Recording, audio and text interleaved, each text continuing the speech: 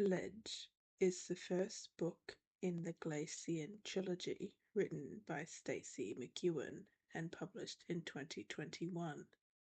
The premise of this book was really interesting and intrigued me, only to let me down by inconsistent motivations, frustrating and tropey characters, as well as a meandering plot that doesn't appear to know where it was going.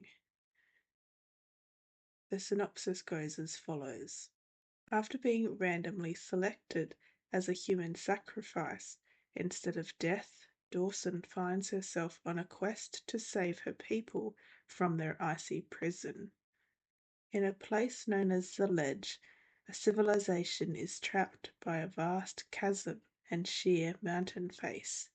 There is no way for anyone to escape the frozen wasteland without befalling a deathly drop. They know nothing of the outside world, except that it is where the Glacians reside, mythical and vicious winged creatures who bring meagre rations in exchange for a periodic human sacrifice. Dawson, axe wielder and only remaining member of her family, has so far avoided the annual culling. Annual? But her luck has run out. She is chosen and ripped from her icy home and only world she knows. No one knows what will happen to her on the other side, least of all Dawson. Murdered, enslaved, worse. Fortunately, a half-Glacian called Ryan offers to help them both escape, but how can she trust one of the very creatures that plagued her death? Dawson is a survivor, and she is not afraid to cut anyone down to live. With a slow-burning romance, high stakes, and even higher rewards, this richly created new fantasy series by popular TikToker Stacey McEwan will keep you gripped till the very end.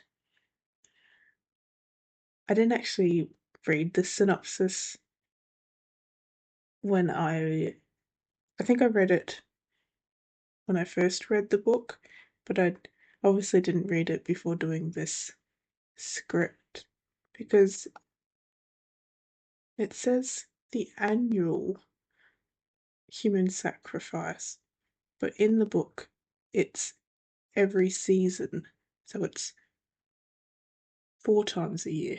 It's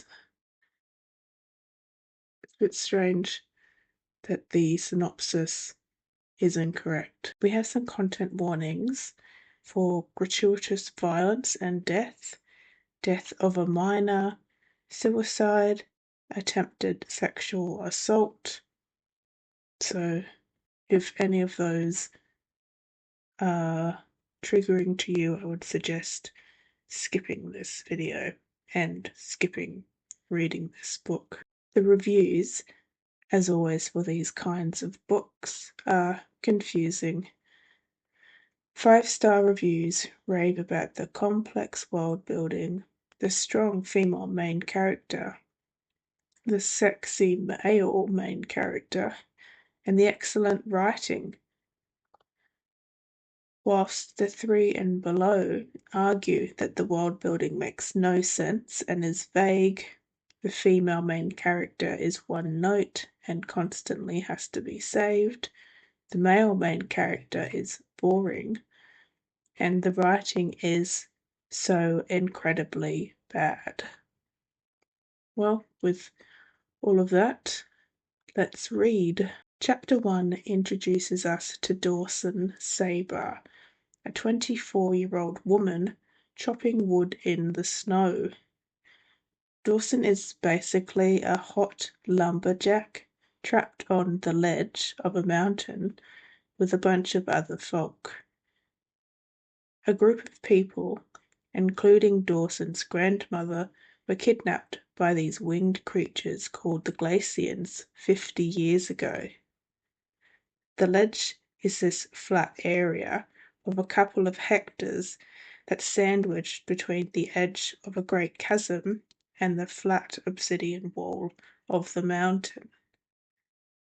It has a few small groves of pine and fir trees and small game, and the villagers have built wooden houses to shelter themselves. To survive and keep warm, each family on the ledge has assigned themselves trees, and they keep their assignments with blood. Dawson only has 2 trees this time around and has fought hard to keep them. This has proven hard since she is now the only one left of her family. Her sister had been taken by the Glacians on selection day 8 years prior, and her mother, father, and grandmother all died on the ledge of other causes. This selection day occurs on the first day of each new season, and everyone is forced to stand outside and wait to see if they'll be taken over the chasm by the Glacians, to never be seen again. Dawson was born on the ledge, and it is all she's ever known. While chopping the wood, a voice rings out, alerting her to something called the drop, and that it's coming, causing her to abandon her axe chopping and flee with all these other people through the snow-laden pine forest back to their village. The drop turns out to be like a battle royale loot crate that is dropped from the sky, but this one is dropped by the Glacians. The group of people swarm, and Dawson only manages to procure a piece of flint and a few scraps of cloth. So this drop and the small game are the only food sources for this group of people. Sounds rather pitiful and kind of impossible for anyone to have lasted this long. She didn't even get any food this time round. So when are they expecting the next one? What will she survive on till then? What has she been surviving on till now? How have they not wiped out all the game in the 50 years that they've all been here? I mean, at least I don't need to ask where they get water from. She heads back to cut more wood and plant a few saplings to replenish the dwindling trees, which sounds kind of like a waste of time. Not only is it going to take her entire lifetime for that sapling to grow into a tree large enough for her to use for wood, but how well would it really grow in the constant winter environment? Like, do they do this every time? Have the other trees grown? How many other trees are there right now, and how long will they last? This sounds like it could be a conflict. The villagers are running out of trees to keep warm, and the ones they are planting aren't going to grow in time. And it's not really delved into, just glossed over. So I'm already starting to lose hope in this story. If you have such a glaringly big problem with your world building on page 7, what hope do we have for the rest of the book? Dawson eventually heads back to her cottage and uses some of the pine to start wood carving a table for her neighbour Hector and his mother. She stays up all night to finish it and heads out to take it to them. Hector and his mother are struggling. His father was taken by the Glacians a year ago, and last month they lost their claim to their pine trees and had to use their last table as fuel. They still don't have any wood, so I don't know why she went to all that work making a table when they'll probably have to use it again as fuel. The two spend the night together, warming themselves up, and Dawson leaves. Selection day is now upon us, and she heads out to the chasm, where she sends a prayer to her family before being ambushed by a male villager attempting to assault her.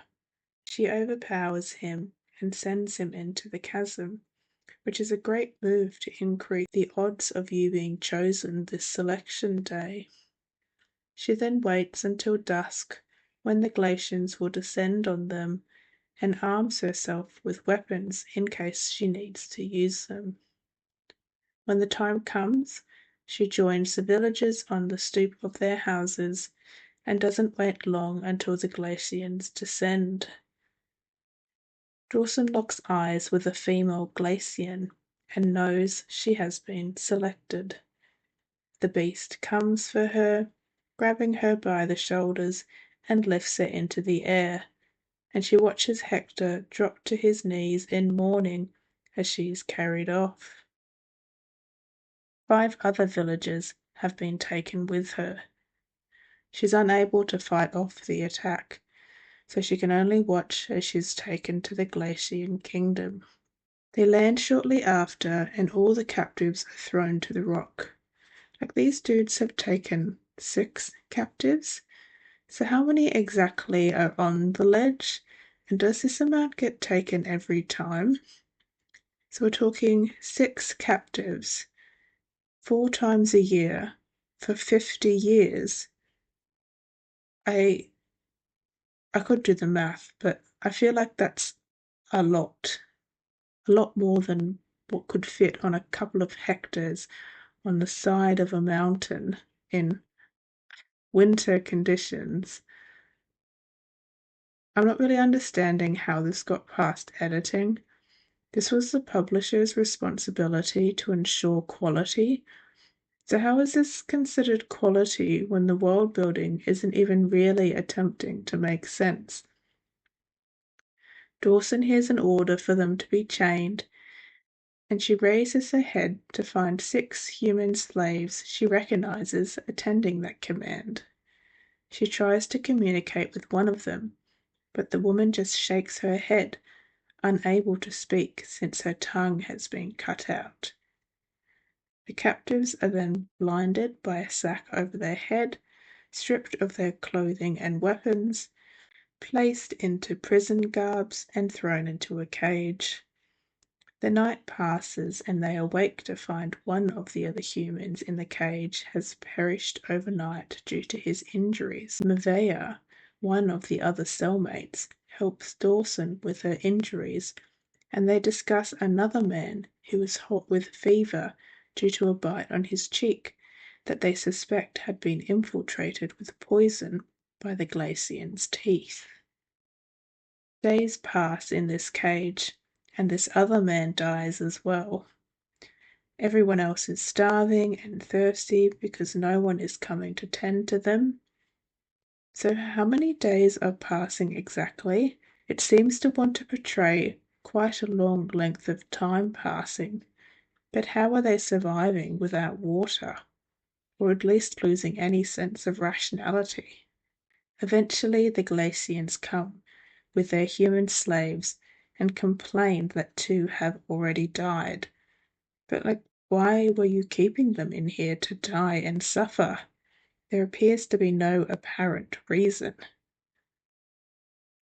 They grumble that at least some lingering iskra should remain, but Dawson has no recollection of this word and doesn't understand what they could be talking about.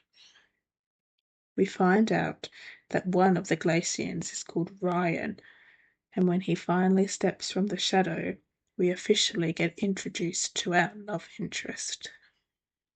It's amusing how all these books introduce them in the exact same way. You know, the man is built like a brick wall, and the woman is just flabbergasted, too shocked to speak. From the shadows he steps out, and Dawson finally sees him well. She stares, stunned. The man she believed to be a Glacian is winged, and yet, instead of ice white, his skin is black. Certainly not that of a Glacian. Neither is his hair dark and thick. He has the build of a beast, bulking, muscled, vast. But while the Glacian named Jorst looks cut from stone, this other one seems human, a hybrid, something halfway between man and not. I shouldn't complain, it's really not as bad as some I've seen. Really, it's rather tame, but it still feels like I'm getting it beaten into me that this is the love interest, so I don't get confused or something. The Glacians order the human slaves to fix up the humans before they head to dine with the king, and Dawson gets her shoulder stitched. Which, why? Like, what was the point of that? It doesn't seem like it matters for what they are walking into, but whatever. I mean, it could be that they have to be presentable for the king, but they're starved and severely dehydrated. A few stitches aren't going to make them look more presentable. Sometimes I wish I was a beta reader on some of these books, but I realize it wouldn't matter. These publishers do not care about releasing quality books in this genre. If they did, this book would be an abnormality, but it isn't. The sacks are placed over their heads and they're escorted into the castle. Once the sacks are removed, it beholds a banquet room filled with the Glacians being served by their human slaves. In the middle of the room is a sunken circular pool filled to the brim with a bright substance. The king addresses the room, welcoming the captives to his castle. He orders them to sit at the table and commands Ryan to fetch the lame ones. On his way past, he notices Dawson has armed herself with a fork, and he's amused and informs her that she shouldn't try anything, as she's all out of luck. Ryan leaves, and the human captives all start to eat, which, again, why? Why are they putting on this show, wasting food on people you're just going to kill? There could be reasons, but it's never explained because no one is questioning anything. After a short while, Brian returns with the lame ones, who turn out to be the past captives from the ledge, but there's something off about them. These selected people of the ledge, at least 20 of them, shuffle slowly into the room. They wear identical garb to the one Dawson wears, but they are different. She recognizes most, of course, but it's harder than it should be to put names to faces. These faces are vacant, no expressions on any of them. One's posture and gait does not differ from the next as they obediently walk to the opposing table. There is a young girl among them, perhaps 10 years old, who Dawson recognizes. Grace is her name. Dawson remembers her selection more than 10 years ago, yet the girl hasn't aged a day. Once the meal ends, the king orders the humans to present to the pool of Iskra. They are halted before the pool, and Ryan brings out the bodies of the 2 humans who died in the cage and tosses them in. The substance within the pool reacts, enveloping the bodies, and the light brightens till it is painful, then suddenly returns to its normal glow, and the bodies float to the surface for the Glacians to collect and discard.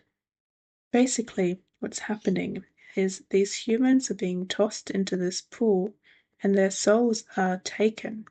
That's what Iskra is, human souls. Those lame ones are the soulless humans who basically can't do anything. So I don't understand why they keep them around. The slaves they have around still have their souls intact, so they can at least perform tasks for the Glacians. I suppose it's like a visual trophy thing, but they don't say that, so just seems like they're just here for no reason besides shock value. The king grumbles that the bodies would still have more soul if they hadn't been dead, which I mean was completely within all their control. Like, what was the reason to keep them in the cage for that long? Why weren't they dumped straight into the pool? And also, why did they have a meal before even just chucking the dead bodies in there? Like, it was prolonged for no reason, and now you're grumbling? Like, shut up. He then gives the rest of the humans the choice to either jump in the pool to be granted eternal life, or they can take their chances on the slopes and attempt to escape. Which, why is this a thing? And why does the human get to choose? I would understand this more if the Glacians decided to choose a few for the slopes for entertainment purposes, but why leave the choice to the humans? I can just see potential here if things were questioned a bit more and straightened out. But in order for the book to work the way it is, everything has to be vague, and it's just frustrating because it's not making any sense. I don't understand how people can enjoy these books. I understand people want to have fun and have easy reads, but how do these books fit in this category? There is a difference between an easy read and completely ignoring important aspects of the story so you can live in your fantasy. I shouldn't have to do the work in my head to make your story make sense. I shouldn't have to find explanations for your bad world building. I'm reading a fantasy trilogy at the moment, which is a very easy read and an incredibly fun read, and I can immerse myself in it because I'm not constantly questioning why nothing makes sense because things are explained. I mean, it's still a fantasy world, so the idea of dragons and floating ships and voice-activated magic is inconceivable in reality, but it works in fantasy because it's explained within the constructs of the story. I just hate the excuse of, well, it's fantasy. It's not supposed to make sense in our world. Yeah, but it has to make sense in the world you created. The humans all end up in the pool, despite one trying to pledge servitude and Mava deciding to take matters into her own hands and pulling out a glass shard that she got from somewhere that she kept hidden somehow and kills herself. But once Dawson is given the choice, she decides to take her chances with the slope. The king agrees and asks whom of his court wishes to chase her down, and about a dozen or so step forward, including Ryan, which surprises the king. The king selects 4 Glacians, one of them being Ryan, and they all drink the Iskra in preparation for the hunt. We then skip to the exit of a tunnel, where Dawson is standing out, looking down the dangerous slope of the mountain, the slope she used to run and be chased down. Without much fanfare, her binds are removed and she's tossed into the snow. She stumbles and runs. She's unequipped for the run, dressed in nothing but a long moth-eaten dress, 2 small boots, and a cloak, but was given her axe and knife by one of the human slaves, which she now wears on her hip. She plummets down, searching for somewhere to hide before the Glacians are released, but is unable to find anything before a blast of a horn notifies her that the hunt is on. She searches the landscape and finds a hollow base of a pine tree, and she quickly ducks into it, but upon turning around, notices the direct line of footprints marking her position. This will be the last time that these footprints are whatever. The sound of something heavy landing outside her hiding place sends her into a panic, and she decides she will not be caught without a fight.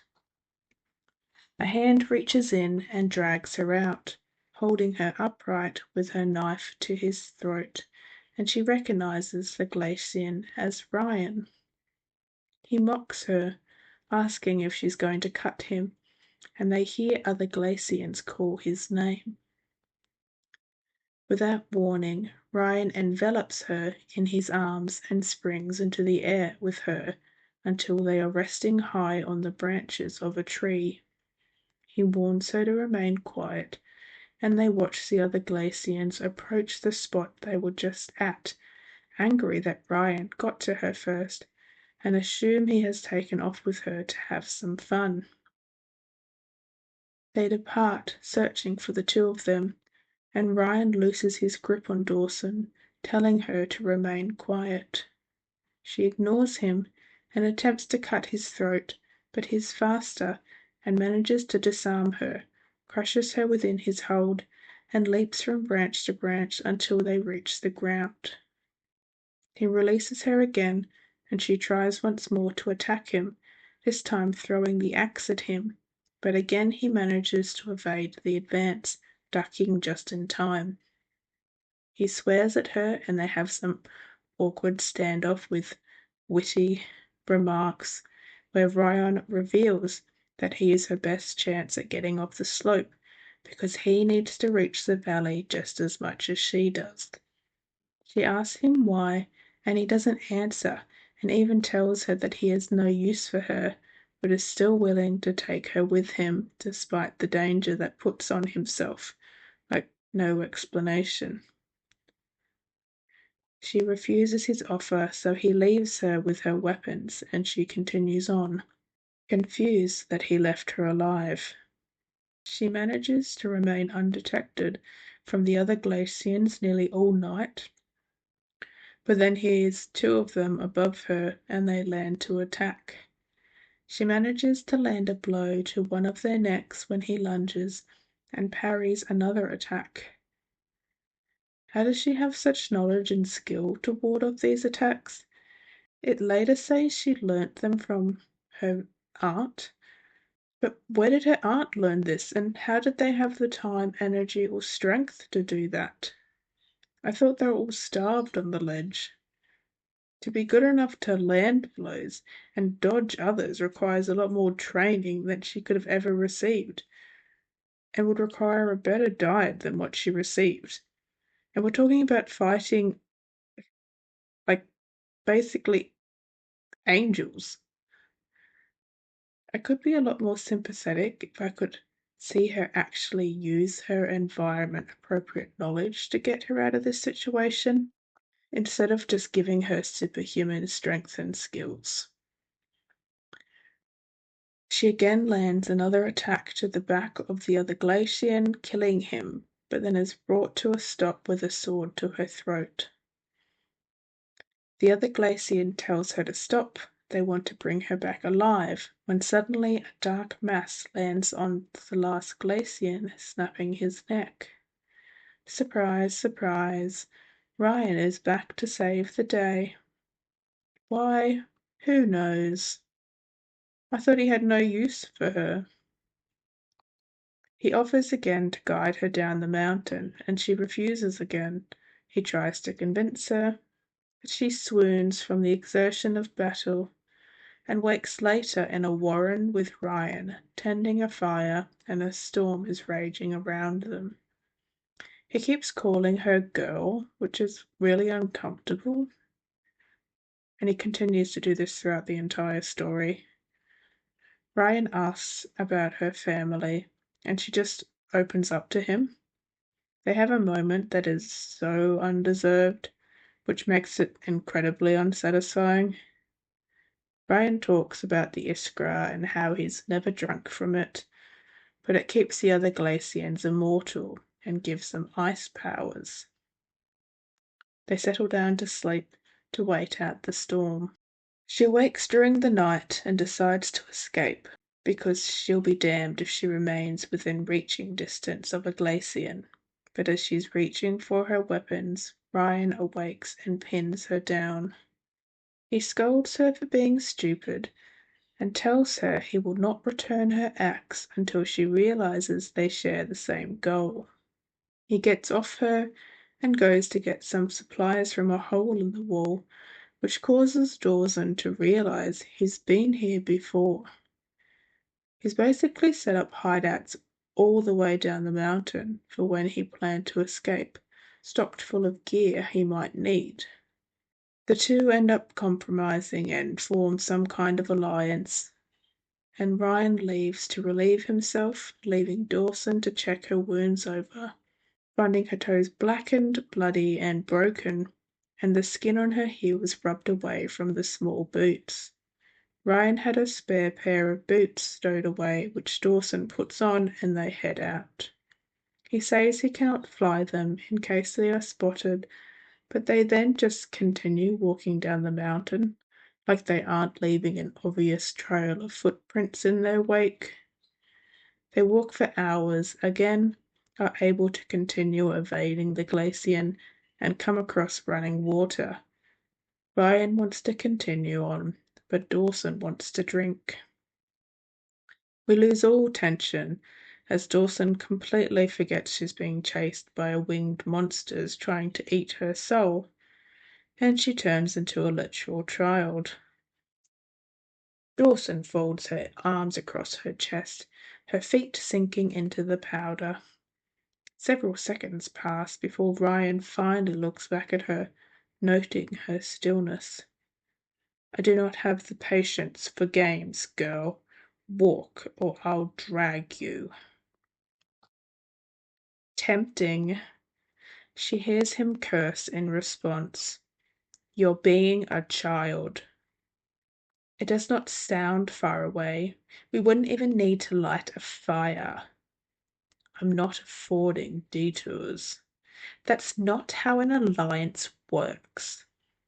He scrubs a great hand over his face. Walk, child, before I come back up there and drag your ass the rest of the way. Ah, Dawson muses, but you'll need to catch me first. For a moment, Dawson's eyes lock with Ryan's down the slope, his glinting with threat, hers with intention. And then she runs. Why is she acting like this? It seems really out of character and completely not in line with the plot. It reads like someone's dream fantasy and not like an actual fully fleshed out world that continues functioning outside of the main characters. She's running for her life on a barren, cold mountain, not some rich lady frolicking through a garden with a hot duke. Before she can drink from the water, a hand roughly grabs her into the air and flings her against the trunk of a tree, and Ryan is again pressed up against her. Yes, we love these violent acts that are written as romantic. But why is he still risking his life for this woman, who he has said twice he has no need of? He chastises her for her stupidity. Sorry, I need to address this here, but this whole book is incredibly gross with its innuendos, constantly having Ryan refer to Dawson as a girl or child, having her act very childlike and naive, which requires Ryan to punish and scold her like an adult would a child. It's incredibly disgusting, and it's very dangerous. This isn't something a publisher should ever want to publish. But again, this isn't an abnormality.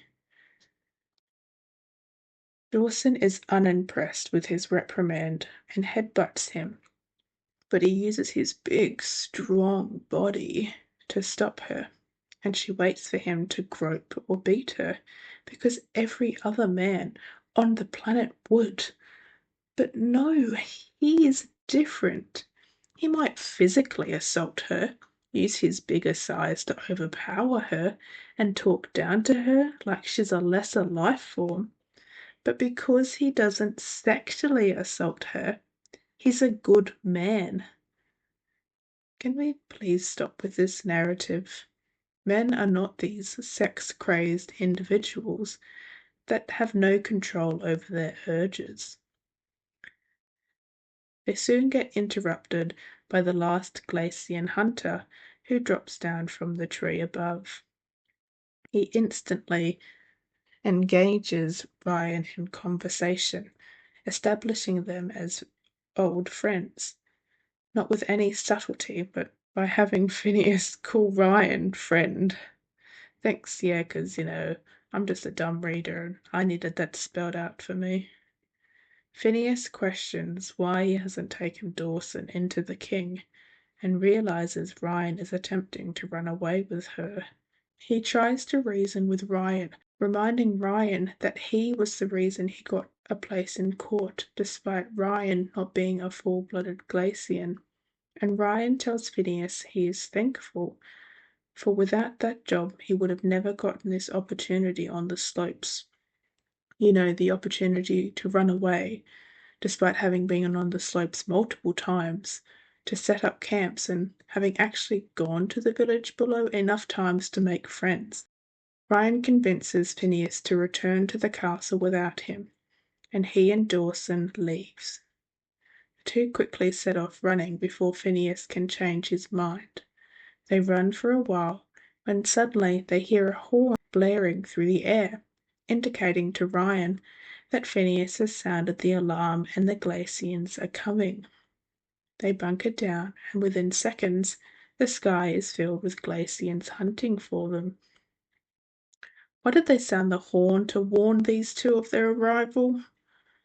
They was caught up pretty quickly, and I know that Brian said he can't fly because he might be spotted, but if he flew, he could have also been off the mountain at this point. And we never see any of these supposed guards that he talks about that he needs to hide from. Just the hunters. Just Phineas. He's the only one that was left. So there's no real tension in that regard. It just seems stupid to be remaining on the ground. Somehow they're undiscovered, despite most likely having footprints leading right up to where they were hiding. And so they press on till they find another one of Ryan's hiding spots, an obsidian cave. They settle in but are unable to light a fire, lest the Glacians spot them, and Dawson grows colder and colder until she forces Ryan to hold her and they share body heat. And despite knowing she is on death's door and might not survive the night, she has enough energy to flirt with Ryan. She asks him again why he's helping her, and he asks her why does there have to be a reason, and why can't it be from decency? Dude, your whole species kidnapped her family 50 years ago and eats human souls. Yeah, I'm going to need more reason than just decency. He says he's never killed a human, but he's thrown them into the pool and thrown their soulless bodies into the chasm. Dude, don't know if we have different definitions of what killing a human means, but that definitely fits mine. I really dislike this narrative of making the bad guy only appear bad, but make sure he hasn't actually done anything bad that he has to redeem himself from. It's lazy. Give me some arcs, people. But Ryan actually has done bad things. He's just telling us that he actually hasn't done bad things. But what? You threw somebody into the pool to remove their soul and then threw their body off the chasm. You, you killed them, dude. You killed so many people. We get a bit more shaming about other women and redeeming Dawson as not like other girls.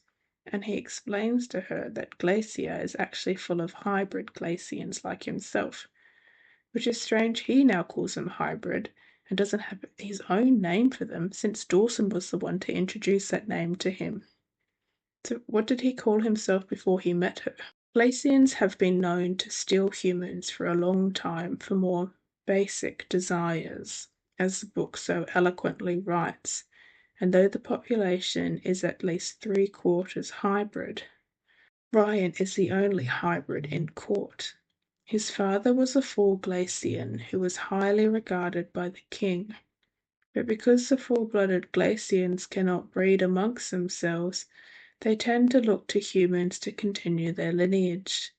The king does not approve of this, so when his father took a human partner, the king cut off his wings and threw him and his partner into the chasm. Ryan was left to be raised in the colony. Phineas was a good friend of Ryan's father and watched over Ryan as he grew up, and that was why he was able to grant Ryan access to the court. Ryan explains that he wishes to leave because he has morals, and one day he says he wants to return to burn the castle down into the chasm to avenge his parents' deaths. Dawson and Ryan sleep and then continue on in the morning. Weirdly, she comments on her pink toes, but last time I thought they were black and broken. So it appears Dawson can heal herself from frostbite and broken bones. Incredible.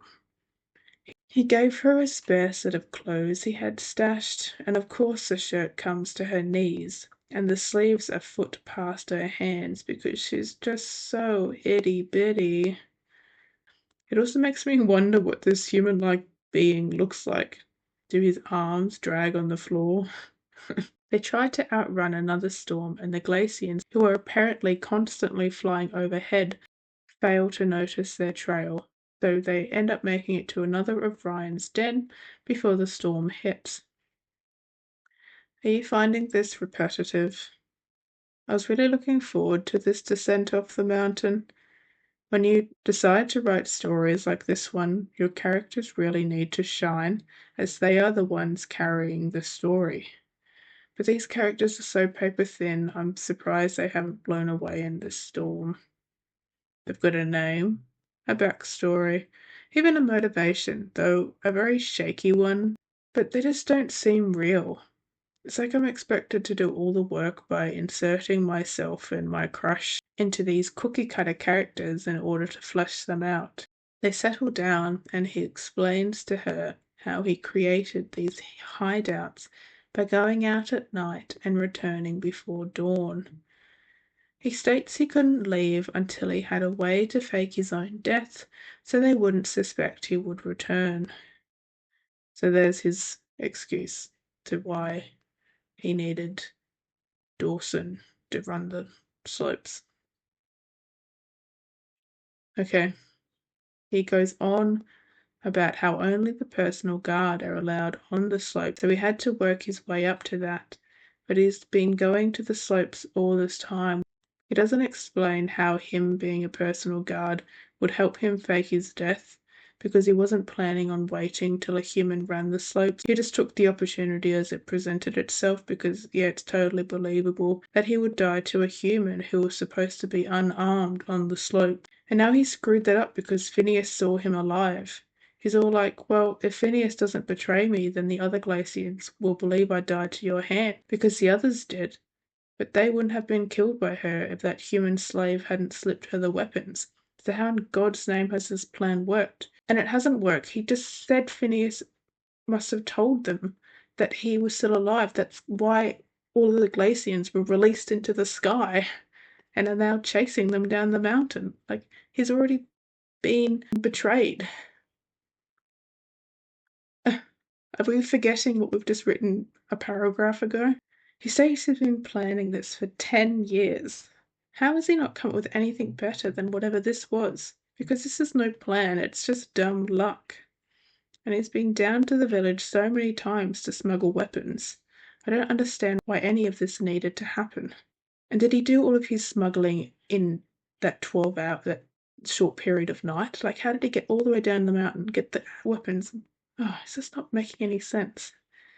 This book takes away the whole epic nature of this escape, because he's done it so many times before, and it's already set up safe points along the way, so there doesn't feel like any tension or epicness or, we're going into the unknown. The guy knows what he's doing. They flirt again, it's very uncomfortable. He tries to soften his crimes by asking Dawson how many bad things she's done to survive. Like, Dude, you slaughter humans for their souls. She survives on a ledge that your people put her on. You are on two completely different levels, and you do not get to dismiss your crimes by comparing them to hers. They sleep the night away and continue on, hoping to make it to the bottom of the mountain by nightfall. Dawson asks Ryan what's at the bottom of the mountain, and he tells her a barricade of rock called the Boulder Gate by the humans. He never says what the Glacians call it, though. Dawson is aghast that humans live so close to the mountain, believing that all was destroyed by the Glacians and the surviving humans taken to the ledge.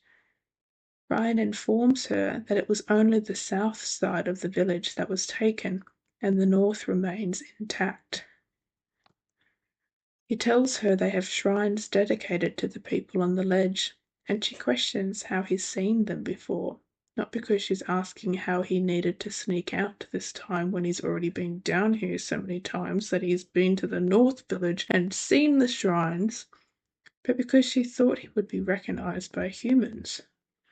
They keep walking and bond over their inability to love and be loved by people.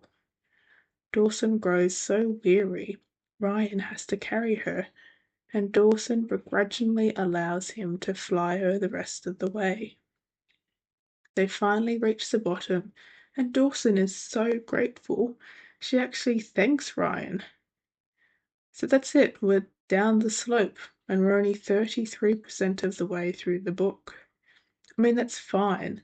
I was expecting the whole book to be on the slope, since this is the first of a trilogy, but I was mistaken, so it just kind of shocked me on the first read through. Part of me is glad we're off the slope because it wasn't as fun as I was hoping, but I'm going to warn you now, this part of the book doesn't get any more exciting. So though she was unable to walk prior and was required to be flown down the mountain, he drops them off at the edge of the deserted village, the village that was taken up to the ledge, and now they have to walk to an inn he knows about from his adventures down the mountain, that he was very capable of doing all those other times. I find it a bit cruel for him to force her to walk through the ruins of the village of her ancestors, and we're told that she's filled with wrath, but that's really it, and soon they've walked past the village and it's all forgotten about.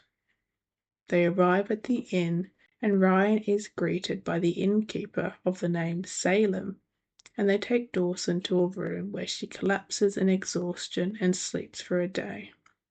Upon waking, Ryan brings her some food, and though she is thankful for his help, she wishes to part ways with him here. He gives her some money to pay for the room, but asks her to remain at least until tomorrow, when a mage will come with the ability to heal her wounds. She ends up staying, and the following morning Ryan lets Salem know who Dawson is and where she's come from. Salem is shocked and scared that Ryan has led the Glacians to him, but Ryan reassures him that they believe him and Dawson are dead and would no longer be looking for them, despite saying earlier they would continue looking for Dawson because they wouldn't want to waste the Iskra. So they would be looking for continuously looking for a body, and also, wouldn't they think it a slight on their pride that a human escaped? I was never convinced that they would ever have given up looking on her. Dawson joins them at the bar and attempts to pay Salem, but he refuses, asking if she's really from the ledge, and when she confirms it, he states she's paid enough already.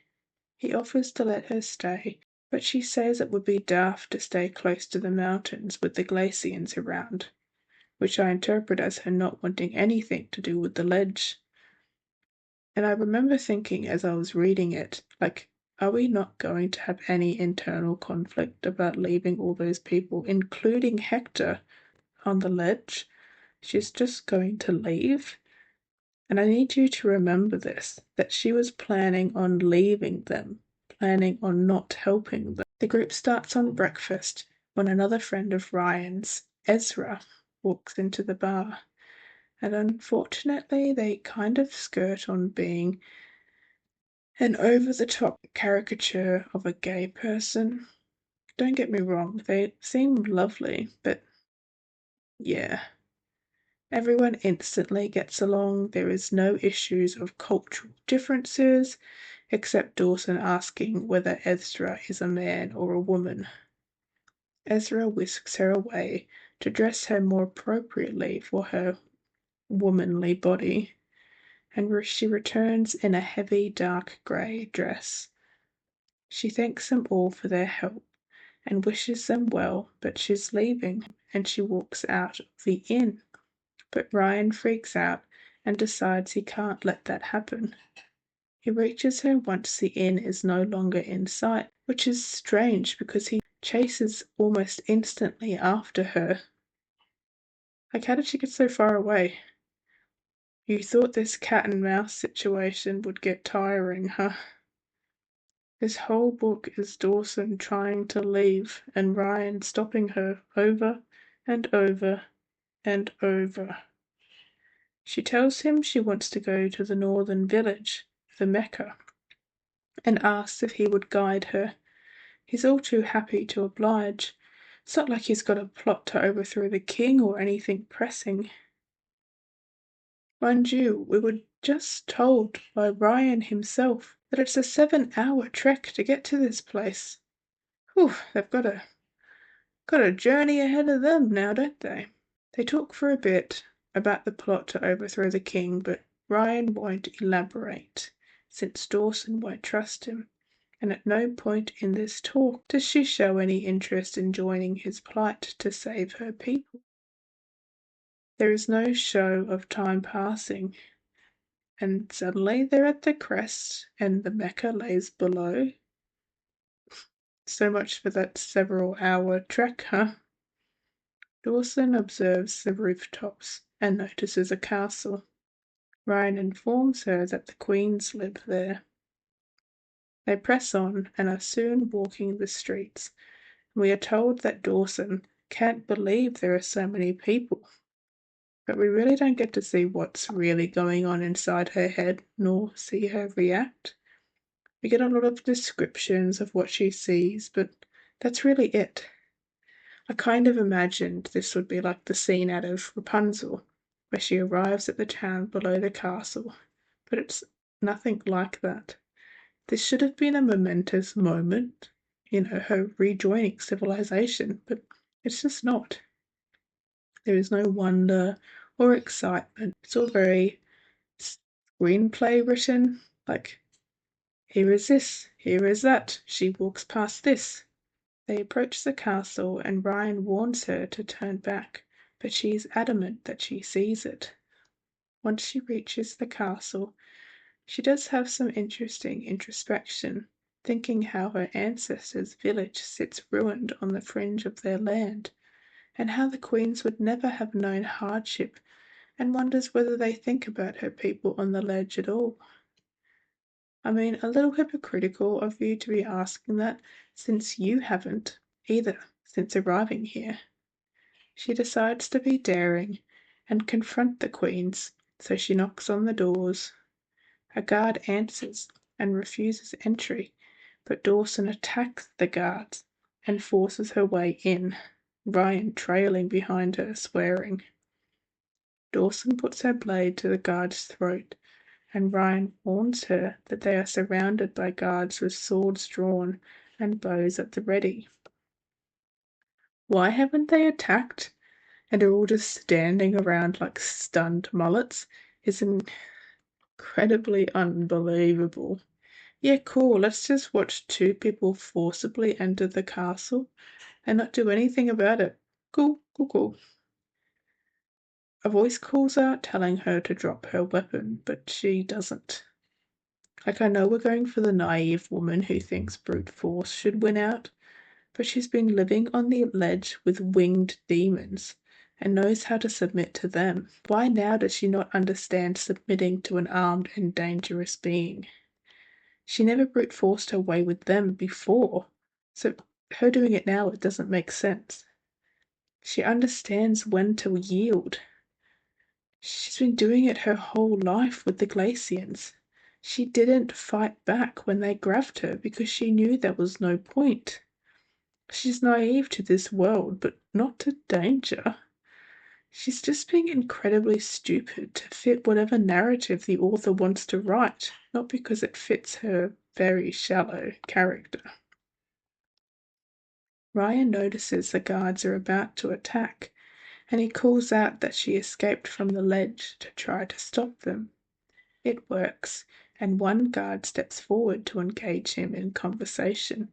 She accuses him of lying and demands they show proof, and Ryan divulges that her last name is Saber. This causes the guards to pause, and after some contemplation, decide to grant her access, deciding her namesake is proof enough. Due to hearing the commotion, Queen Elvira enters to ask what's going on. I couldn't believe this. Like, how slack is security if the guards don't shoot on sight when someone comes in blades first and the Queen decides to show up to the fight? Anyway, Dawson introduces herself and Queen Elvira hails at her name, and it invites her and Ryan to the throne room to talk. Queen Cressida is fetched, and Queen Elvira comments on how much Dawson looks like her grandmother, but is kind of shady about it. Dawson explains to the queens how she got off the ledge, and everyone is a captive audience. She calls out the queens for abandoning them on the ledge, and they apologize but rationalize that they believed it impossible to retrieve them as they already sent armies that were taken by the Glacians.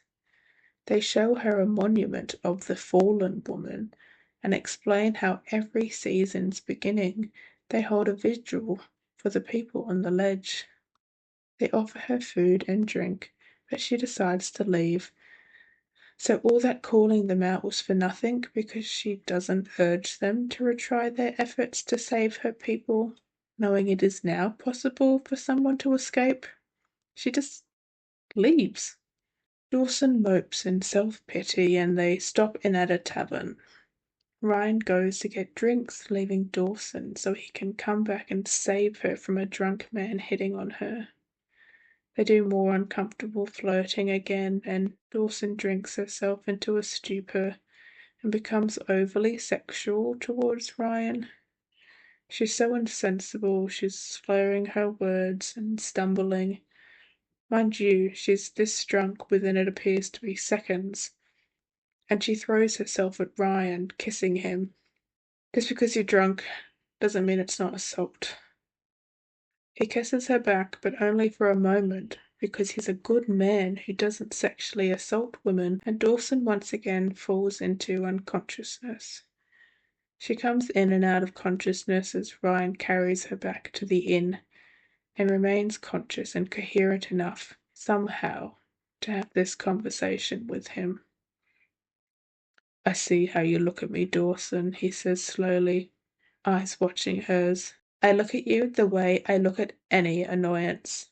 I know how to separate the wants of my body and my mind." "Good," he spits, the muscles beneath his tunic jumping, "because what you did in that tavern we'll never do again." She laughed without mirth. "Did it scare you, Ryan? Tell me, what will you do if I kiss you again?" He grabs her wrist and pulls her down the path. "I will bury myself inside you, Dawson. And yes, it scares me." Why do they have to say it like that? Everyone is always so dramatic when it comes to sex. I'm crying. She awakens back in the room at the inn with a raging hangover and lots of regret. Ryan sends the mage Baltiste to see her. Dawson is again rude and confrontational, despite being afraid she might turn her into a toad. But don't worry, Baltiste is instantly allured by her. ensuring we know just how hot and beautiful Dawson is. Altice asks where she got her injuries and is shocked to find Dawson is from the ledge. I don't know why Ryan didn't give her a heads up. He did ask her to come and see Dawson. Altice is also interested that her name is Sabre, but doesn't elaborate on her concerns. The mage heals her and leaves her with ominous parting words. "I'm glad you're alive, Dawson Sabre," she says, "though I doubt you will remain so for long." Dawson finds herself relatively pain-free after the healing session and heads down to talk to Ezra and Salem, and they tell her she's beautiful, amazing, and fated for Ryan, but she doesn't agree. It's an attempt at characterizing these people by having them all talk about nothing to each other, but it's not really working because it's shallow and the tone is wrong. This jovial scene isn't earned because Dawson comfortably and easily fit into their dynamic straight away, so it's not necessary. If she came off the mountain, closed off, and was rude, then a scene like this that was humanizing these people to her would be effective because we would watch her open up and heal from the bonds of isolation and desolation from the mountain, and it could all actually mean something. But she was instantly okay with them. So it just kind of feels like filler at this point. It's not a required scene. It's not doing anything for the story. Dawson learns it's the anniversary of the Queen's crowning, so there will be a lot of celebrations at the Mecca, and Salem is expecting a crowd tonight, so tells them all to find something to do so he can prepare. She decides to go for a walk alone in the woods, and she reflects on her audience with the Queens the day prior. She doesn't walk far before heading back to the inn. She watches patrons come and go as the afternoon wears on. Ryan talks to her for a bit. A few men try their luck with her, but she refuses them all. She thinks how none of their offers thrill her, but thinking of Ryan makes her thighs clench and her stomach tighten. She watches him from across the bar, talking to a woman, grows jealous at the thought of him being intimate with someone else, and storms over there. She tries to get him alone, but the woman is having nothing of it. So, and I kid you not, Dawson stares at her from beneath her eyebrows, and the intensity of her stare drives the woman away. I mean, I've heard of staring beneath your eyelashes, but beneath your eyebrows? I mean, don't we all stare from beneath our eyebrows? Are Dawson's eyes usually on top of her head? Ryan tells her to go away, but she locks lips with him. He turns his mouth away. Stop. Tell me that you truly want me to, and I will. He looks away and down. Her hands slide over his chest, and she feels the muscles jump beneath her fingers. He groans quietly. Nothing good will come of it. You sound scared, Dawson says against his throat. I will not hurt you, Ryan. I can vow not to love you, and you can vow the same. She watches his skin prickle with want, goose pimpling from his Adam's apple to his collar. But he looks at her now, those infinite eyes burning her. Do not challenge me, girl. Oh man, this dialogue. I know people go crazy for it, and it might be okay if it felt earned. He snaps and takes her by the hand, leading her up to the upper level, pushes her against a wall, and kisses her. Of course, it has to be compared to poor Hector and how he just couldn't spark a need in her like Ryan does. I find that a little insulting. You can reflect on your previous experiences without demeaning them. He gave you companionship when you needed it, Let's not reduce his impact just because he didn't make you need him. They get pretty hot and heavy when they hear a noise in the stairwell, so they quickly duck into Dawson's room. Dawson is ready to get back to it, but Ryan stops her, saying he shouldn't have done that and regrets it. He reminds her that it was his kind that doomed her to the ledge, which is a good point. How can she live with herself messing around with this creature that condemned her family to the ledge, took her sister, and caused the deaths of her grandmother, her aunt, her mother, and her father?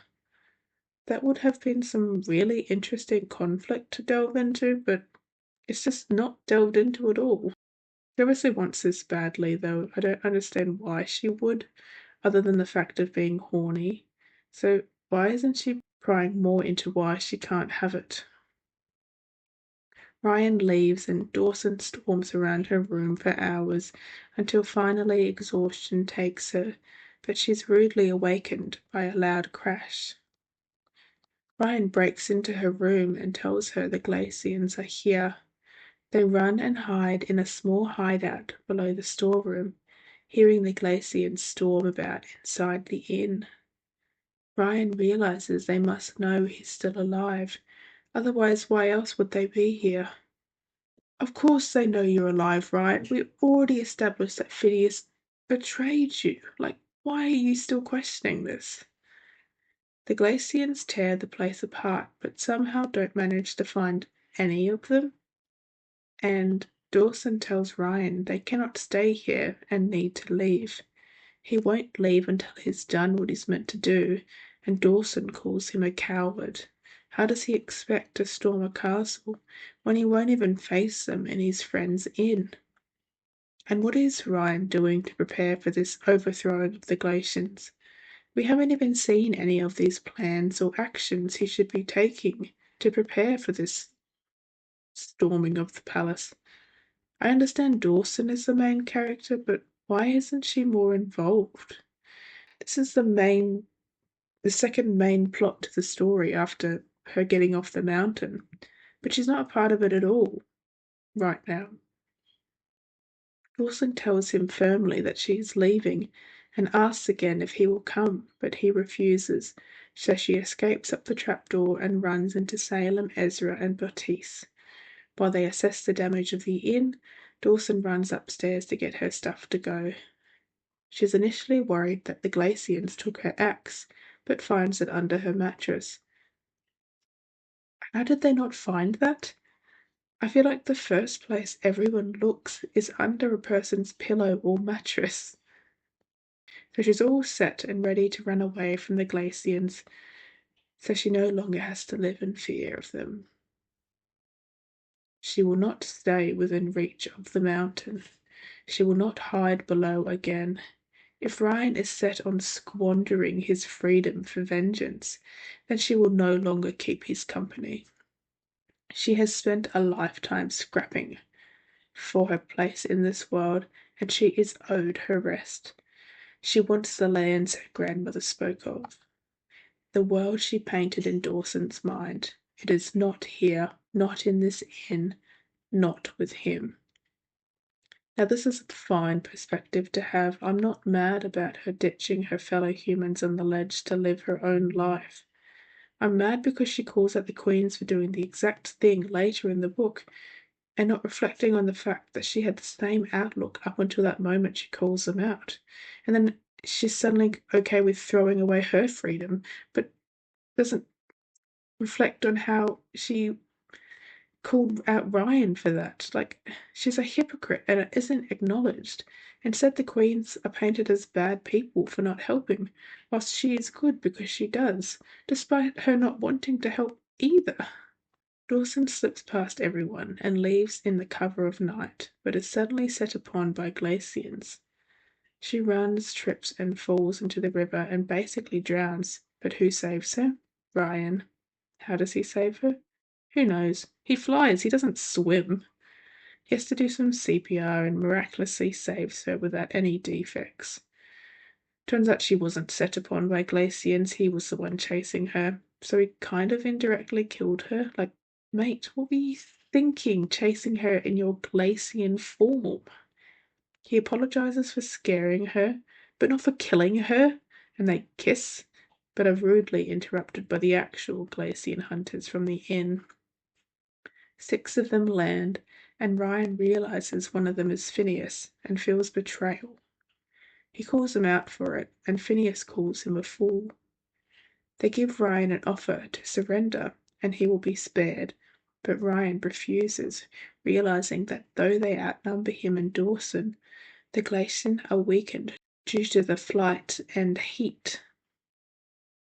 The Glacians attack, and the two expertly fend them off, despite being weakened themselves from Dawson literally dying 2 minutes ago. They kill them all except Phineas, who escapes. Ryan goes to chase after him, but Dawson collapses, because she's actually been stabbed quite deeply by a sword and was somehow able to continue fighting despite it.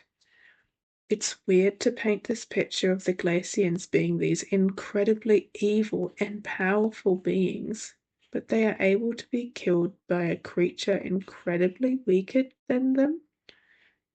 Should be weaker than them, even in their weakened state, especially if that creature also just died 2 minutes ago. But is also killed by a creature that just got stabbed in the chest and didn't even flinch until the fight was over. You're telling me they're the powerful ones? If it's this easy for humans to kill these immortal beings, then how were they captured and held for so long? It's really harming your portrayal of these overarching beings because they're so easily defeated. This book doesn't read like it's trying to make a discussion about how those in power actually don't hold as much power as we're led to believe, because there's no discussion on it. These creatures are meant to be terrifying, but would rather have badass scenes than a coherent story, because this is just a wet dream fantasy and not a story.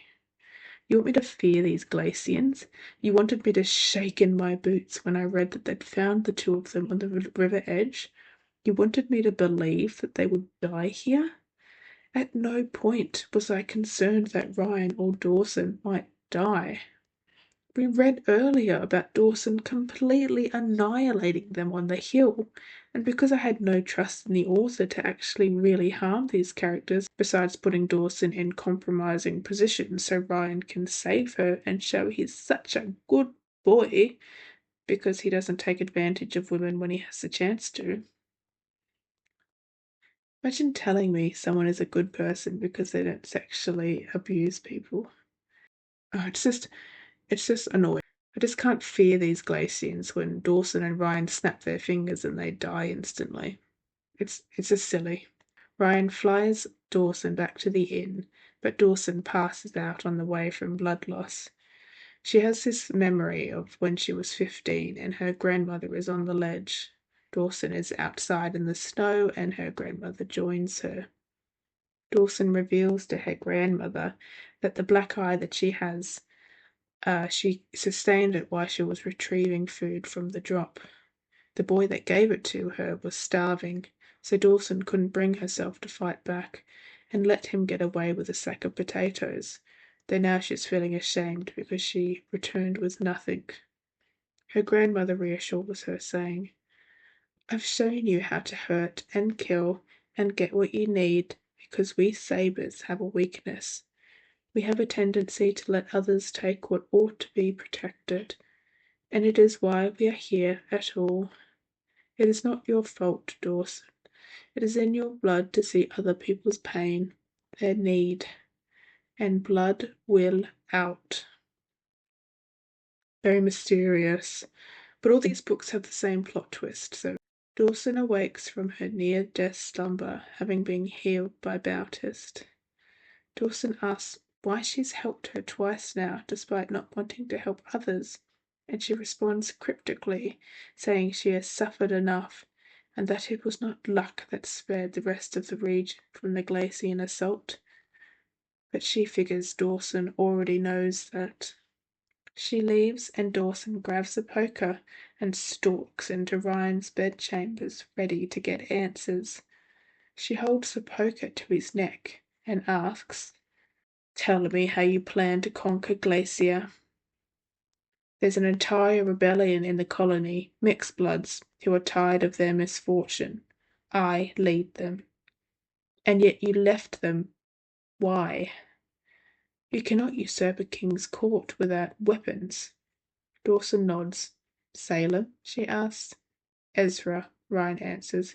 He trades in more than just liquor. He brings me small amounts from the blacksmith in the Mecca, and I carry it back to the colony bit by bit. How brave, she mutters dryly. And what other information did you fail to burden me with? His chest falls in readiness. What do you want to know? I want to know what everyone hides. I want to know why everyone talks to me with guilt on their tongue, like they're indebted to me. Because 50 years ago, Queen Elvira made a deal with the Glacian king, Ryan tells her, watching the words strike daggers in her chest. Because she sold King Vastil a village of humans, free for the taking, and in exchange, Vastil agreed to leave the rest untouched. Wilson reels with this knowledge, wanting to find out if everyone knew of this deal before it was struck. She confronts Salem and he tells her that he was just a young lad then, which, hold up, back on page 260 of my ebook, Ryan states that he believes Salem not to be much older than him. But this deal happened 50 years ago, making Salem at least older than 50. So are we saying Ryan is at least 50? Though Glacian, the dude is still half human, and it's not like he's partaking in the drinking of human souls to remain immortal.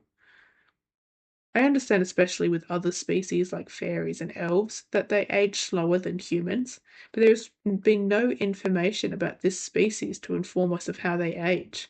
Because the rest of this book has been incredibly vague and sloppy in its storytelling, I'm more inclined to believe this was an overlooked error.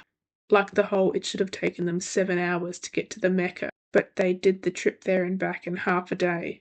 And even if it isn't, it really shows that the author needed to expand on her world building more and needed to spend more time educating the reader on the creatures within it. Salem goes on to reassure her that the common folk didn't know of the deal, and I'm surprised the Queens revealed it to it anyway after the fact. They could have just told everyone it was a tragedy no one saw coming. And I know they say it just to put the blame squarely on the Queen's shoulders, but these people still let them remain in power. The common folk never had an uprising or did anything to actually avenge these people. They just put memorials up around for the taken because of fear.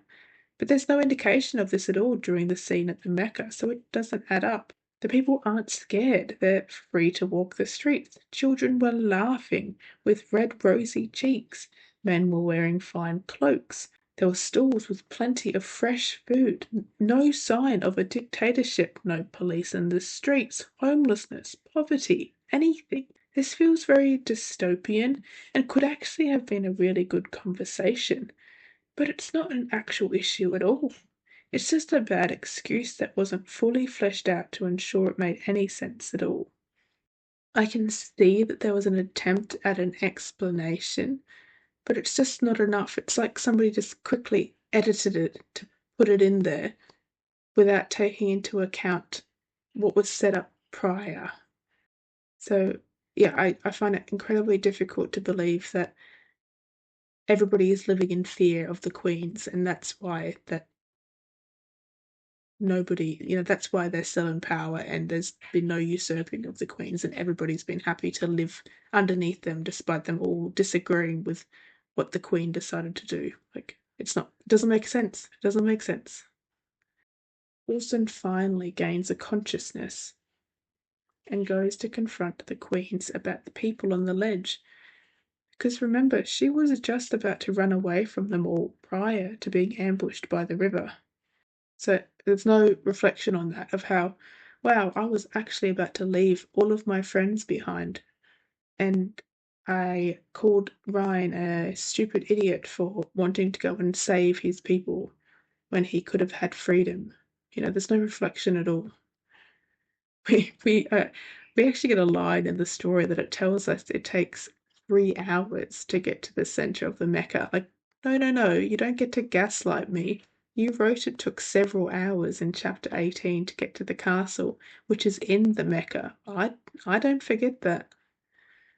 Ryan follows her, unable to get her to stray the course. They make it to the shrine of the fallen woman, the ones the Queen showed her outside the castle earlier in this piece of writing, and it's revealed that the statue is of her grandmother, who was the crowned princess. Wow! Who saw that coming? Dawson is a princess? I'm so shocked. Dawson runs the rest of the way to the castle and calms herself before requesting entry. Ryan tries again to stop her, but Dawson ignores him. They are allowed entry, searched for weapons, and are shown to the throne room to meet with the queens. The queens start with pleasantries, but quickly realise Dawson knows, which how did they think she wouldn't find out, seeing as everyone knows about it? I mean, we do find out they were probably behind the 6 Glacians attacking them at the inn beforehand, so I suppose it's not that bad, because they did try to eliminate her anyway. I mean, they shouldn't have gone to all that trouble. She nearly killed herself, all by herself. Queen Elvira tries to justify her reasonings for sacrificing all those people to the ledge by saying, and I need to make it clear, I do paraphrase, so I'm remaining within the 10% limit. So if it sounds overly clunky, it is partly my fault, but the dialogue still reads like this. I know you must think me heinous, and I do not disagree with you, but whatever decision I made them knowing I was giving Terrashore the best chance at survival. Years before the village in the south fell, the Glacians raided Terrashore. They came into our mountain long after the kingdom was settled. They fished our people when they liked and took many. Children were snatched from the streets. The guards managed to bring one down every so often, but it wasn't nearly enough. We were out of our depth. Our guards were sent to the mountain to rescue ones taken, and all they found was a death. The people screamed for the palace to do something to protect them, and the palace was silent. A king ruled them, and I was one of the advisers of the royal council. Our saving grace was that they could leave the mountain only fleetingly. They could never overthrow us, and we could never overthrow them. But I knew we could not continue to let them pick us off like rats in a cage. If so many of us were to die anyway, was it possible for us to make an offering and leave the rest to live in true peace? But of course the king wouldn't hear of such a thing. He cared more for his honour than he did for human life. But the Glacians kept coming, our people kept disappearing, and I could no longer sit and bear witness to it. I sent a message to Glacia. King Vestile entered the palace through this very ceiling, smashing it to pieces, and when our king ordered the guards to attack, Vestile picked him up and threw him down at his feet like a sack of grain. I spoke to him. I told the Glacian king to take the village at the mountain's base. I told him to take them to their mountain and remain there.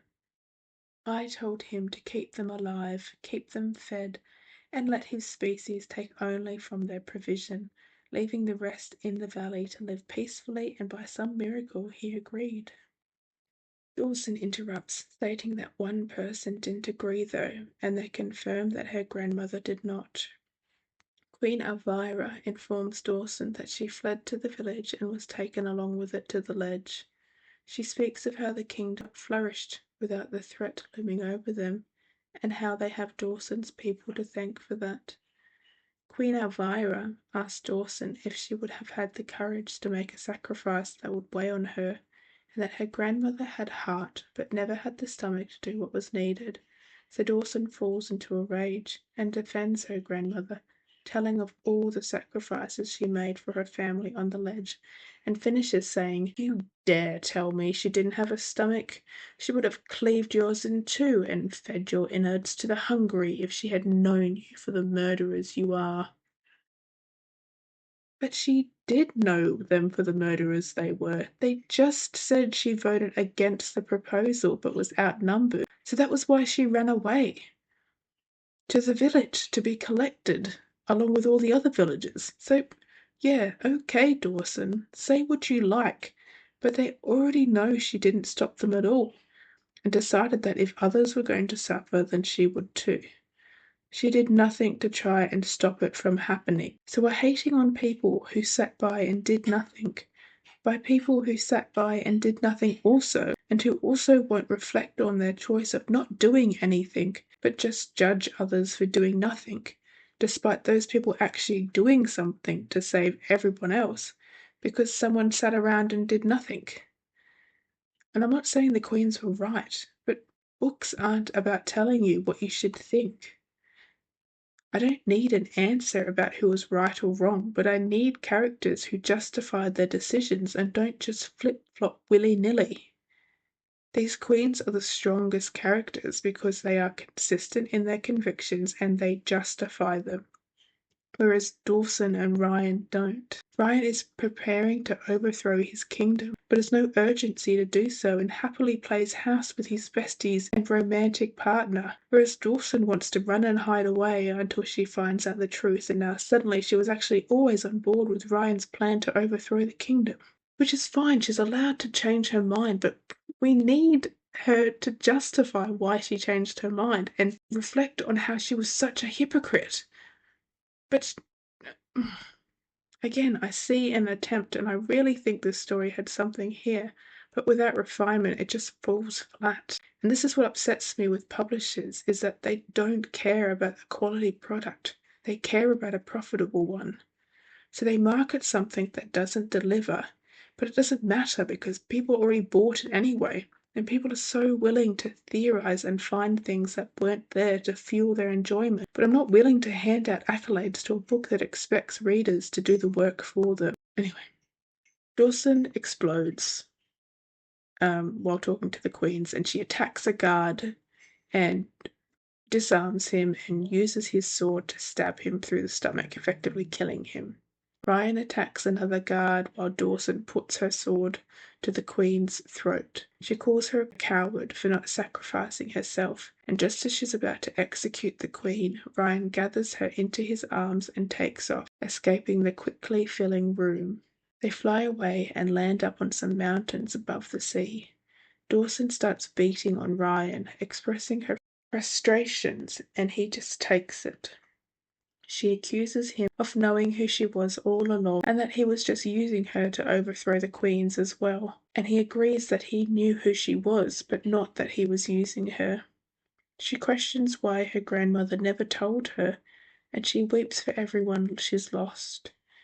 Ryan holds and comforts her until she cries herself to sleep. Ryan takes her to a cave and Dawson curls up into herself, so Ryan goes to collect wood for a fire, but is unable to light it. By this stage, Dawson has awoken and lights it for him. He gets her talking about her sister, and she opens up, and I think this is a really good scene, because it was set up earlier how important her sister was to her, so for it to be used to get her to come out of her grief over this world-changing news was really, really good. He tells her about his mother and how he was told that his mother and Dawson's mother were like family before his mother was selected, and how he saw it as fate that Dawson was his ticket to escaping Glacier, like a small strand of his mother was still here. But again with this stupid plan, sorry, I know, but like the whole point of him needing Dawson was to make the Glacians think that he died, but they never believed that he died. So how is him still being alive actually affecting his plan? Like, I know that they did send that group down to kill them, but they would have still sent that anyway to go after Dawson. And that attack was bad, but they defeated them so easily. But there's nothing else that has happened that can convince me that his plan has now become incredibly impossible for him to continue doing now that they know he's alive. Like, what would have changed if they thought he was dead? Because there's been no more attacks.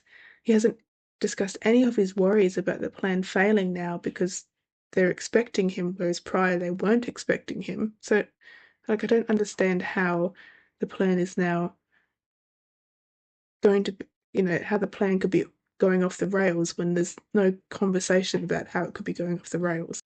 Anyway, they kiss, talk about their past lives, because it's not like we just had this call to action scene.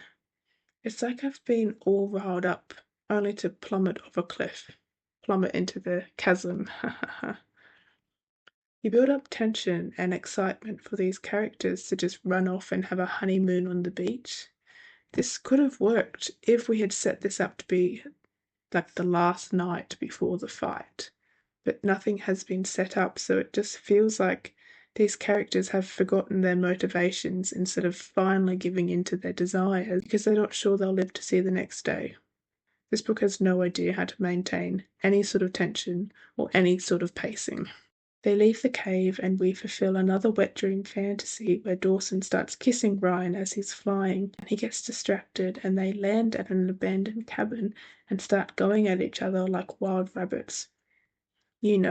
Filling spaces that were previously empty. You get the drill. They spend the night in the cabin. Ryan reflects on how this must have been, how his father felt towards his mother.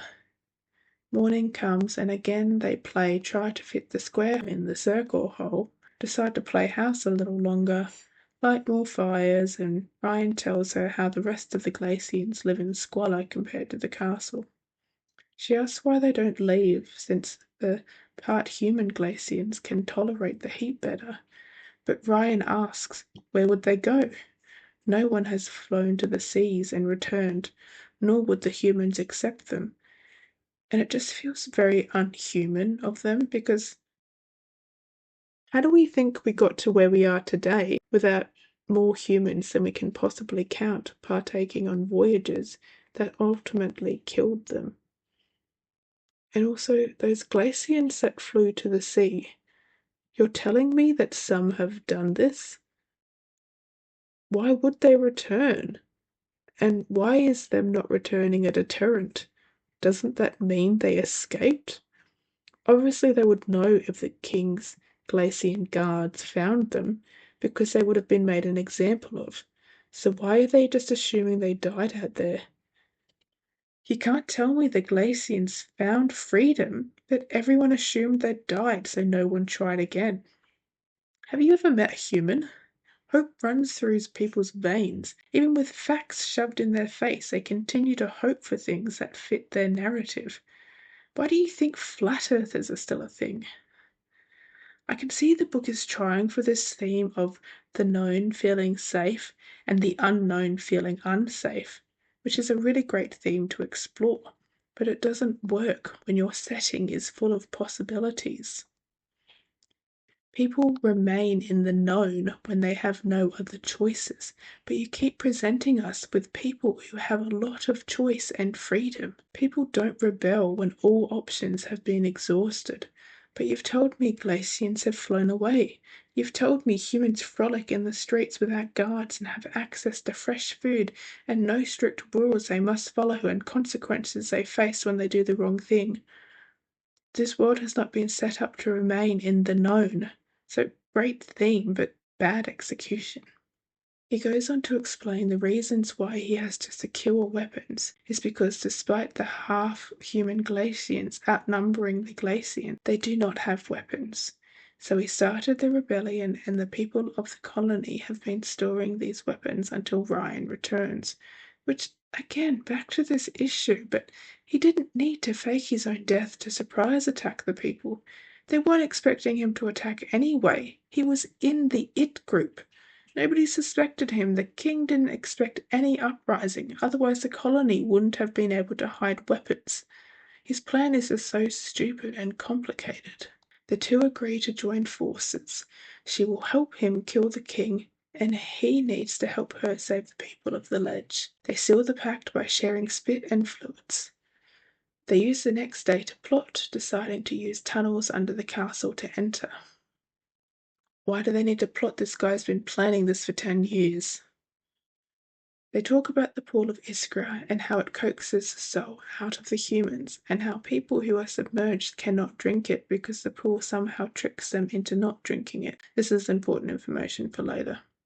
They sex again, and once night is upon them, they return to the inn to collect their belongings. For some reason, they walk, despite making it to this place pretty quickly by air from the castle. This isn't explained why they chose to walk. I can only imagine it's so they're not spotted. But no one is asking them to fly over the Mecca. Just go around. It will still be faster than walking. And the Glacians are nowhere in sight.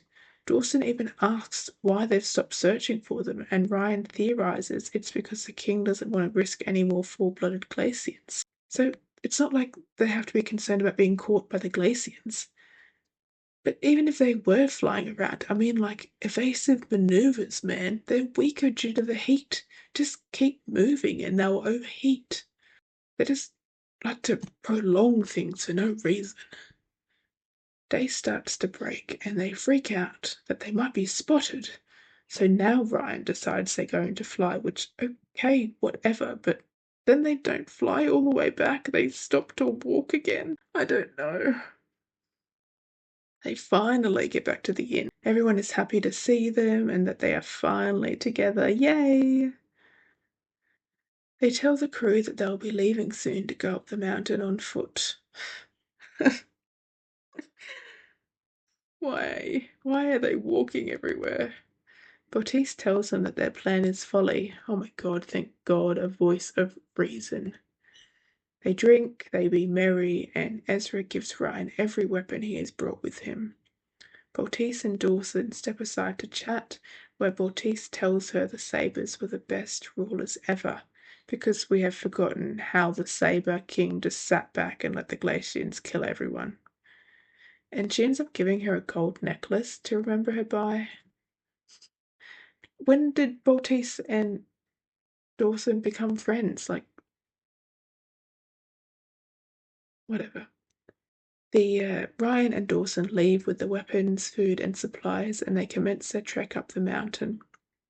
It takes them a few days, but they keep themselves entertained. We have a sex scene where they just recap the entire story. It's so strange. They arrive at the outer land of Glacier and nearly get caught by a Glacian sentry, but they bury themselves in snow.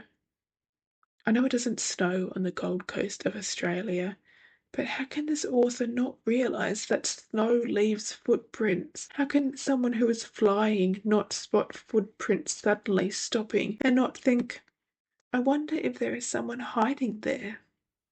They reach the outer part of the colony and one sentry is posted, so Ryan easily kills him and they enter the colony.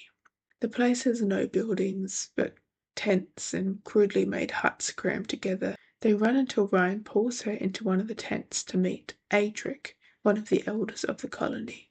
Adric tells Ryan that the king had told everyone he was dead, but he knew he was alive because he saw the 6 Glacians leave with only one return. But why wouldn't he have known about Ryan's plan to fake his own death in order to storm the castle? These guys are a part of the plan. Was he going to fake his own death and leave the colony to believe their one last chance at freedom was lost, just to suddenly show up again at the last minute and expect everything to be prepared and everyone to be ready to fight with him? I'd be more likely to think there'd be mass suicide and very low morale, that to even try to coordinate a fight would be a vastly uphill battle. Ryan hands over the weapons and they call all the elders to make a patchwork plan to storm the castle, which I thought Ryan had been planning this for 10 years. What do you mean a patchwork plan? Did these people not make any contingency plans in case they lost the element of surprise? But if they have lost the element of surprise, why isn't the colony more guarded? Why haven't they lost more people? Why haven't they lost their stash of weapons? Why aren't you showing me anything that would lead to consequences because of their lack of element of surprise? Like, like I should be feeling anticipation, but I'm only feeling frustration because these people need to act now, but they're just not. I'm not saying we don't need the regroup, but it needs to be short, succinct, and not glossed over in this written piece. Like, we need to. This is a pivotal moment before the big fight, and we're not a part of any of the important conversation. But then we get to see this fight between Dawson and the elders because they underestimate her abilities and she just insults and aggravates them, which is supposed to be seen as badass, but isn't. She just seems like a spoiled brat that doesn't get her way. Like, why are you here trying to ruin Ryan's plan to overthrow his oppressive kingdom? Why are you trying to make this about you? I thought she was going to try and unite everyone, but she just continues to drive a wedge between each other. Like, these people are family to Ryan, and you're going to treat them like that? I can understand being defensive because they didn't think she'd be able to fight, but it's not like they were rude about it. They were concerned for her safety because they realized she was important to Ryan. This isn't badass, it's just rude. The group disbands without letting us in on the plan. The elders go to wake everyone and let them know they'll be fighting shortly, which is a little rude. I wouldn't be ready to suddenly fight to the death right after I awoke, with no preparation or inkling this would be happening now. Like, could we have had some explanation that the troops were on standby because they were aware this was going to happen soon and were just waiting for the signal? But you can't because everyone thought he was dead. So everyone probably believed it was off and had regressed into whatever coping mechanism they required to staunch the pain. So how can you get them ready to fight so suddenly? Ryan and Dawson run to the full-blooded Glacian part of the kingdom to find the secret slaves' passage to enter the castle. They consume and become drunk on each other one more time and set off, weaving through the houses until they finally come upon it, only to find it guarded. The Glacian guards hurl threats of sexual violence at Dawson, which I haven't really touched on, but it is incredibly prevalent throughout this written piece of fiction, which is really disturbing as it adds nothing but shock value. Ryan kills one of them, but they are suddenly swarmed by a dozen more who smother and overcome them. The two are yanked into the slave tunnel, shackled, and forced to walk along the tunnel. I don't know why these winged creatures want to walk everywhere, but sure, okay. But it turns out this is exactly what these two wanted, because the only way into the castle is to be led in. They walk for a long time until finally they come to the room that holds the pool of Iskra. As they enter, all eyes turn to them, and the king comes down to address them. He mocks them and their failure to carry out their plan to overthrow him. To hurt Ryan, the king reveals that it wasn't him that killed his mother, but she died in childbirth because humans were never meant to birth half Glacians. This hits Ryan hard, and he shuts down. The king drags Ryan to the edge of the pool of Iskra, and Dawson tries to snap Ryan out of it, but is unsuccessful. Ryan is thrown into the pool, and Dawson joins him not too long after, and she sinks into its silky folds. She can feel its song filling her, and though she initially resists, she starts to sway to its influence. She feels weightless and comforted, floating through the Iskra, but then just suddenly starts questioning everything and is able to remember what she's doing and remembers Ryan. The Iskra wills her to seal her eyes and lips, so she refuses, opening them both and tasting the metallic taste of the Iskra as she breathes it in. She feels it radiating through her, imbuing her with life, and finds the magic starts to obey her. Though it's rich to be calling it magic now and not what it is, which is human souls. She finds Ryan, and he appears to have already been taken. She kisses him, coaxing her tongue along his lip to try to get him to open them, and he does, giving her the opportunity to blow the iskra from her lungs into his. They are shot apart like they've been shocked by lightning, and they both surface. She and Ryan are dragged from the pool, and she realizes she has to look zombie-like to fool the Glacians into believing her soul has been removed. She sees Ryan doing the same, but then questions whether he is pretending, or if her breathing the human souls into him didn't actually work. Mind you, not once has she questioned the morality of her doing this, of her eating human souls, just like the Glacians do. What if she just consumed her sister's soul? In order to continue giving herself a chance to survive and continue their overthrowing of the crown, she had to stoop as low as the Glacians, and not once does this affect her.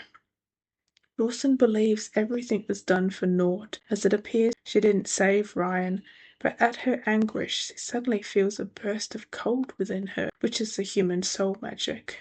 It speaks to her, asking for help, but when Dawson tries to force it into action, it disappears into a dark corner of her body.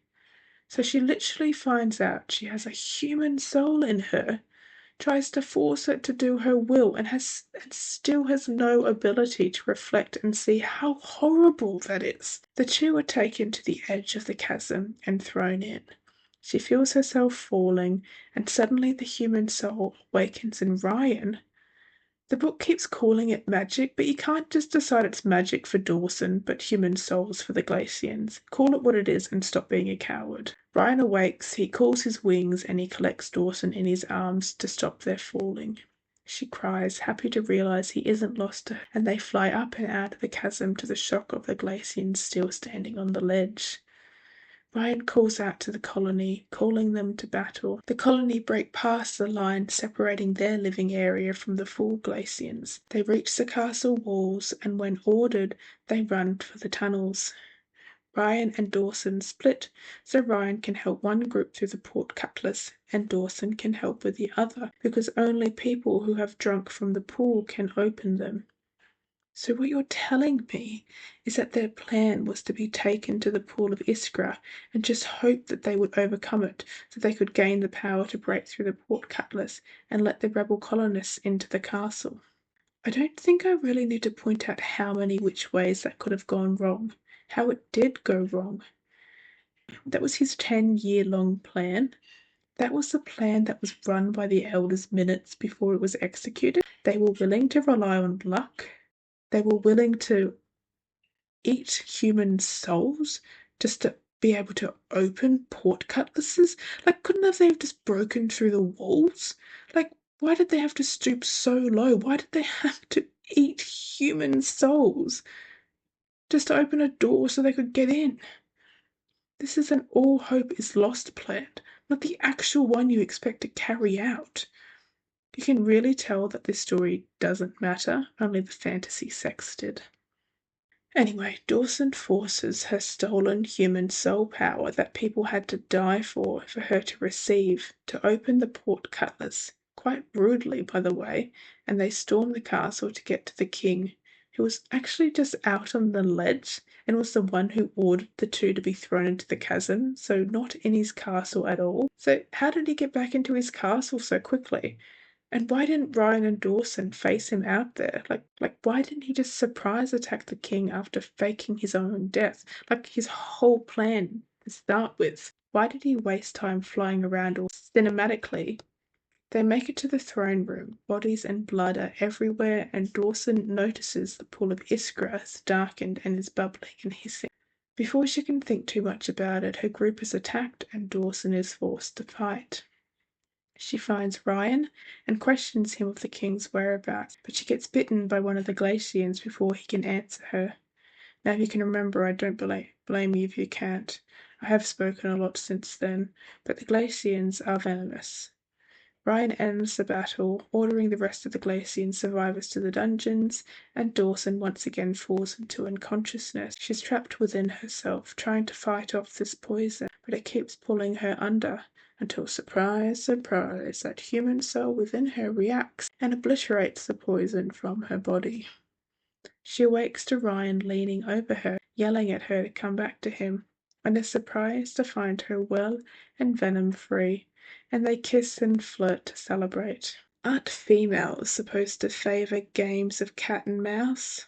Hard to get. I've got no time for those, she murmurs back. She runs her tongue along his lip. How many times must you start what you cannot finish? Ryan asks, his lips moving to her neck. Who says I do not intend to? I do. I'm afraid I cannot tolerate the crowd of onlookers who would be all too glad to see you finish. Dawson freezes beneath him, and he chuckles once more.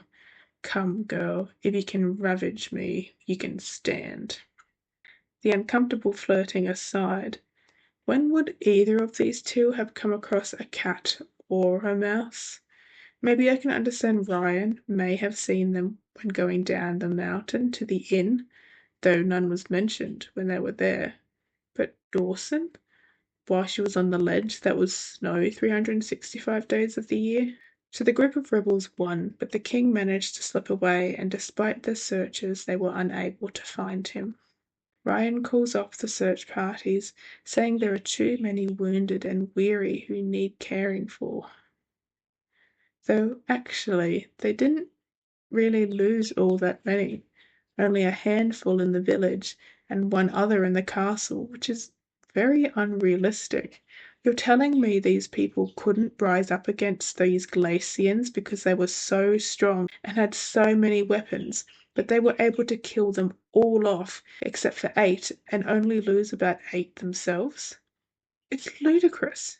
You can't make me believe these were big, strong, bad guys when you easily overcome them with barely any casualties. They celebrate Ryan's plan working and how amazing it is that the magic of the human souls now reside in him. So how is it that he's being celebrated for that, but the Glacians were vilified? This book is so contradictory.